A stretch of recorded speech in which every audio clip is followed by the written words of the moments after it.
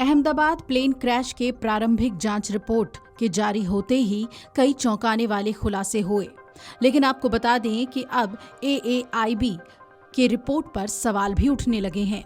Airline pilots association of India यानी ALPA ने अहमदाबाद में 12 जून को हुए एयर इंडिया विमान दुर्घटना की निष्पक्ष और तथ्य आधारित जांच की मांग की है। दूसरी ओर विमानन सुरक्षा एवं परामर्श फर्म मार्टिन कंसल्टिंग के मुख्य कार्यकारी अधिकारी यानी कि CEO और विमानन सुरक्षा विशेषज्ञ मार्क डी मार्टिन ने शनिवार को कहा है कि अहमदाबाद विमान हादसे पर AAIB की रिपोर्ट कई मायनों में रहस्यमयी है। इसमें कई ऐसे बिंदु हैं जो आपस में मेल नहीं खाते हैं। उन्होंने तर्क दिया है कि विमान में रैम एयर टरबाइन केवल इंजन फेल होने की स्थिति में ही लगाया गया था। मार्टिन ने यह भी कहा कि पहले भी ऐसी खबरें आई हैं कि ईंधन स्विच कई बार ट्रिप हो गए और कट ऑफ स्थिति में वापस आ गए। दुखद बात यह है कि दुनिया की ज्यादातर रखरखाव, मरम्मत और ओवरऑल कंपनियां AAIB को गंभीरता से नहीं लेती।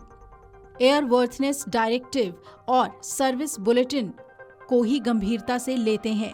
उन्होंने आगे कहा कि हम अभी जांच के शुरुआती चरण में हैं और पूरी रिपोर्ट आने में अभी 90 दिन बाकी हैं।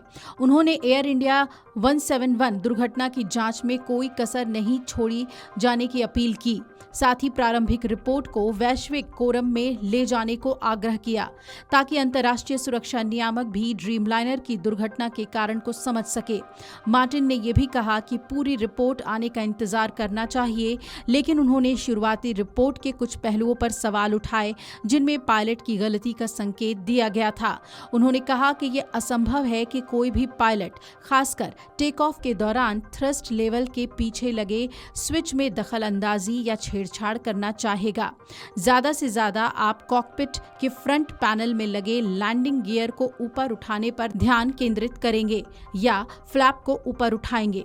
उन्होंने कहा यह जरूरी है कि इस जांच को अंतर्राष्ट्रीय नागरिक उड्डयन संगठन यानी ICAO, CAA कनाडा और अन्य सुरक्षा निरीक्षण नियामकों को शामिल करते हुए वैश्विक स्तर पर भी शामिल किया जाए, जो अपने क्षेत्राधिकार में 787 विमान संचालन का प्रबंधन और देखरेख करते हैं। Airlines pilots association of India यानी ALPA ने भी अहमदाबाद के 12 जून को हुए एयर इंडिया विमान दुर्घटना की निष्पक्ष और तथ्य आधारित जांच की मांग उठाई। एसोसिएशन ने दावा किया कि एयर इंडिया विमान दुर्घटना की जांच की शैली और दिशा पायलट की गलती की ओर झुकाव का संकेत देती है। विमान दुर्घटना अन्वेषण ब्यूरो AAIB ने 12 जून को हुए बोइंग 7878 विमान हादसे की अपनी प्रारंभिक रिपोर्ट जारी कर दी है, जिसमें 260 लोग मारे गए थे।